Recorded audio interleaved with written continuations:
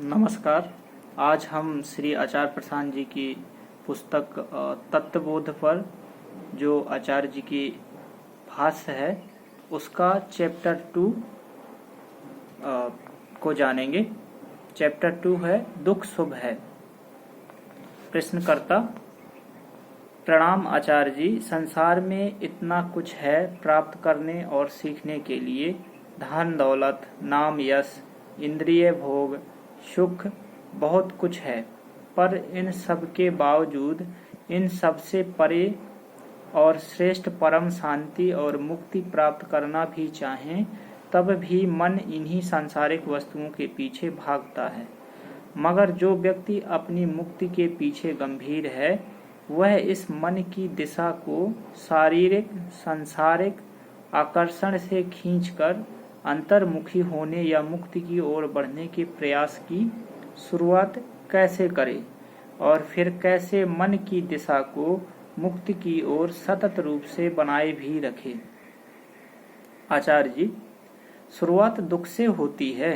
तुम पूछ रहे हो कैसे मन को संसार से मोड़कर मुक्ति की ओर लगाया जाए और फिर कैसे उसकी दिशा को मुक्ति की तरफ ही रखा जाए। दोनों ही तुमने जो बातें पूछी हैं उनमें दुख का बड़ा महत्व है।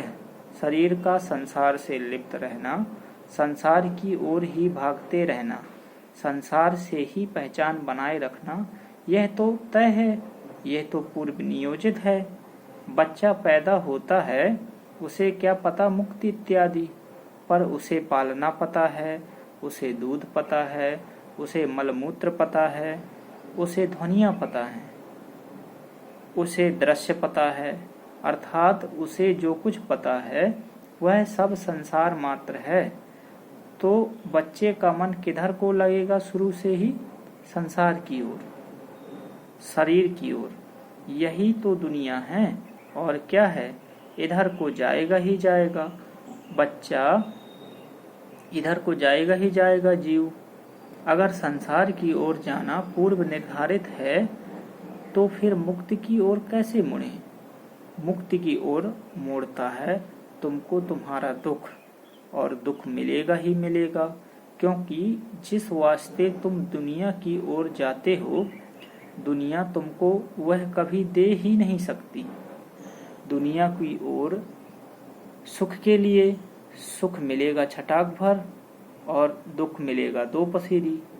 ले लो सुख, सुख थोड़ा ज्यादा भी मिल गया तो भी सुख के मिट जाने की आशंका हमेशा लगी रहेगी। अब यह कौन सा सुख है जो अपने साथ आशंका लेकर के आया है? यह कौन सा सुख है जो इतनी सुरक्षा मांगता है कि सुख तभी तक रहेगा जब तक सुख की देखभाल करो, मेंटेनेंस करो, सुरक्षा करो, और जिस दिन तुमने सुख की देखभाल नहीं की तुम पाओगे कि वह सुख गायब हो गया। तो इस सुख में तो बड़ा दुख छुपा हुआ है। यह दुख सामने आने लगते हैं और तब तुम कहते हो कि नहीं भैया, यह जो संसार के साथ मेरा नाता है इस नाते से मुक्ति चाहिए, इस नाते से मुझे कुछ नहीं मिल रहा। जब तुम अपनी वास्तविक इच्छा के प्रति जरा सजग, जरा संवेदनशील होते हो तब तुम मुक्ति की ओर मुड़ते हो। फिर तुमने पूछा है क्या है जो मुझे मुक्ति की तरफ लगाए ही रखे। एक दफे मुड़ गए मुक्ति की ओर, पर हम तो यू टर्न लेना भी खूब जानते हैं। सत्संग में आए, लगा मुक्त बड़ी अच्छी चीज है। जीवन में थोड़ा दुख आया तो लगा मुक्ति होनी चाहिए, लेकिन फिर दुख के साथ थोड़ा सुख भी आ गया तो फिर मुक्ति इत्यादि भूल गए। सत्संग खत्म हो गया, मुक्ति इत्यादि भूल गए। तो तुम पूछ रहे हो मुक्ति की चेष्टा सतत कैसे रहे? वह सतत ऐसे ही रहेगी कि तुम भूलते रहो। जितनी बार भूलेगी उतनी बार पड़ेगा। जीवन इस मामले में बड़ा इंसाफ पसंद है। जितनी बार तुमने मुक्ति को भूला उतनी बार जीवन का लपेड़ा पट से पड़ा। पलट पलट कर दुख आते किस लिए हैं? दुख आते ही इसीलिए हैं ताकि तुम्हें याद दिला दें कि जिसको याद रखना था उसको भूल गए, जिसको भुला देना था उसको सिर पर बैठाए हुए हो। दुख से बड़ा मित्र तुम्हारा कोई नहीं। भला हो कि तुम में दुख के प्रति संवेदनशीलता बढ़े, तुम जान पाओ कि आम आदमी तुम मैं सभी कितने दुख में जीते हैं। जैसे जैसे दुख का एहसास सघन होता जाएगा, वैसे वैसे मुक्ति की अभीप्सा प्रबल होती जाएगी।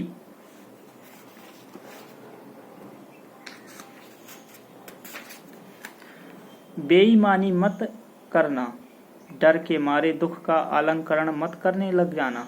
दुख तो जीवन यूं ही देता है, तो दुख हुआ सस्ता और मुक्ति बड़ी कीमत मांगती है, हिम्मत मांगती है, तो मुक्ति हुई महंगी।